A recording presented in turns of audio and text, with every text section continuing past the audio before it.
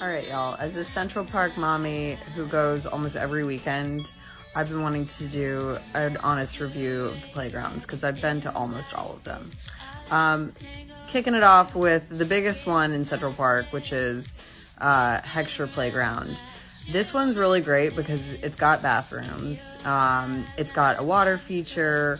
It has a huge sandbox. It's got multiple slides. It has multiple swing areas. There's like a whole cliffside thing. There's so much to do here. Here's what I'll say though. It gets really busy and it just gets a little bit hectic for me. So sometimes I don't love it for that. But it does have everything. The other thing I like about this one is it's right by the carousel. So I use the carousel as a transition to get him out of there. So it's easy transition.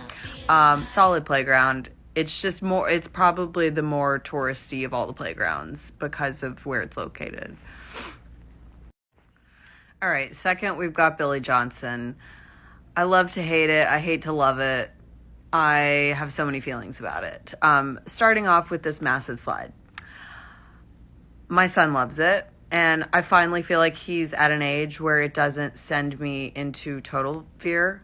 But if you have a smaller child, I would say like from like 1 until 2. Gosh, no, actually, my son's 3. So I would say 1.5 until like 2.5. I would avoid this playground because your kid is going to want to go down this slide.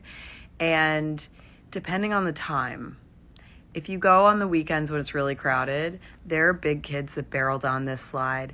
There are kids that are crawling up this slide. It is mayhem. It is mayhem. And that's why I say I hate to love it. Because, like, on the other hand, it is a beautiful playground. It's got beautiful swings. It's probably one of the more picturesque playgrounds. The downside is it doesn't have a bathroom. It's right next to the zoo, so it gets really crowded. I feel like it feeds from a lot of like the zoo traffic.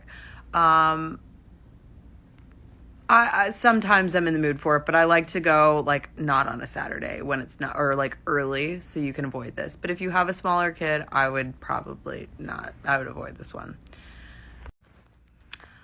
And next to probably my favorite playground, which is John Michael Levin Playground.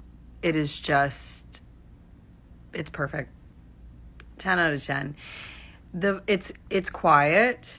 I feel like every interaction I've ever had with any parent here has been really nice. Like, I just feel like it's always been a solid experience, and it's not too crazy. And there's just like the slides are small enough for like younger kids.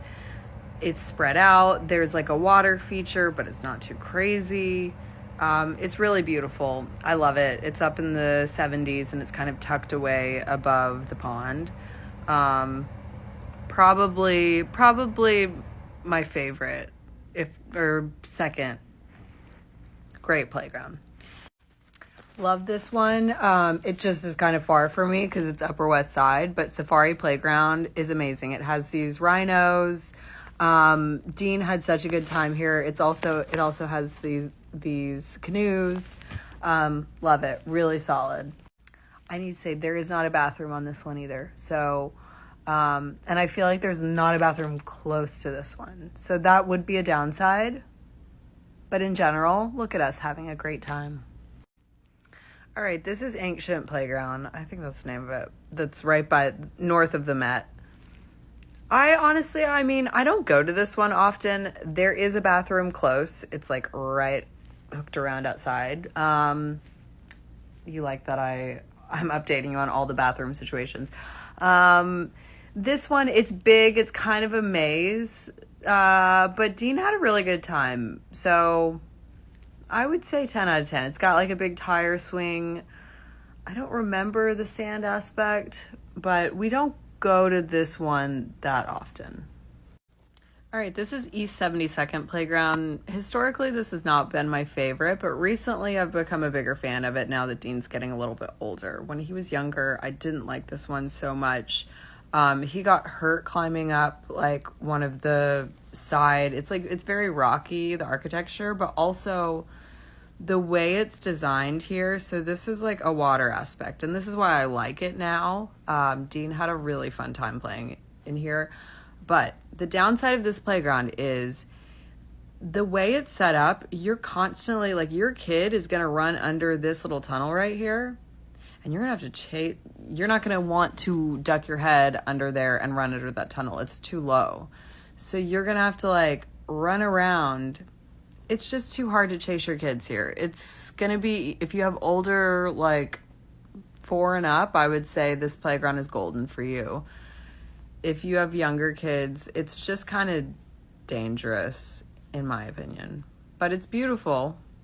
So, all right, East 96th Street Playground. No bathroom, but really good playground. And I felt like the vibe of the parents, like, they weren't, like, stuck up. It was definitely, like, all New Yorkers. Once you get this high up in the park, it's pretty much more locals. So, yeah, Dean had a really good time on this playground, and he made a bunch of friends on this one. So, big fan. All right, Three Bears Playground. It's teeny, teeny, tiny, and that's kind of why I love it. If I'm feeling really antisocial, this is my playground.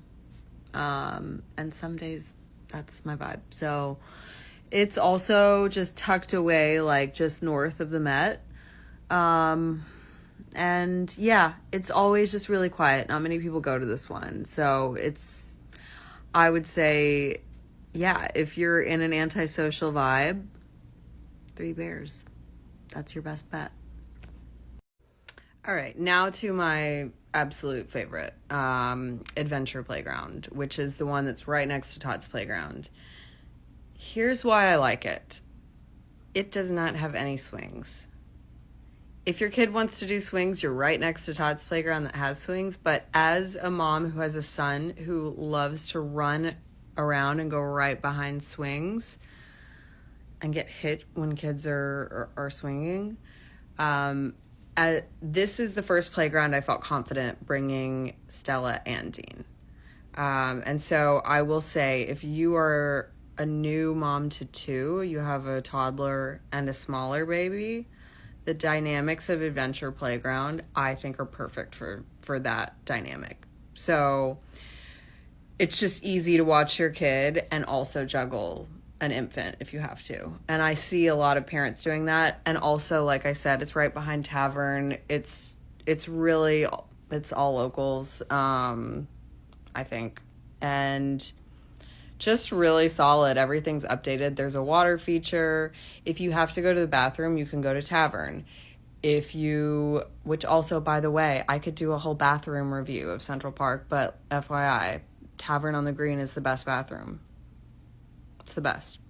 So you can grab lunch there and bring it here. This is my favorite by far. So Adventure Playground, I think you win. The little sister of Adventure Playground, which is Tots Playground, which is right next to it. And this is the smallest playground in Central Park. And honestly, it's perfect as a first-time playground for a baby. It's really built for that. So it's got swings, but everything right here is padded. I know that looks like it's concrete, but it's not. And you see a lot of, like, families with 2 kids here, 2 like small kids here with like a baby. It's just easy to manage. So I would say head to the west side. These are both tucked behind Tavern on the Green, and they are 2 of my favorites.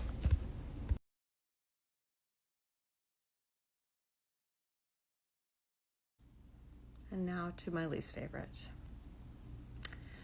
Diana. What can I tell you? Dirty Diana. Your playground is dilapidated.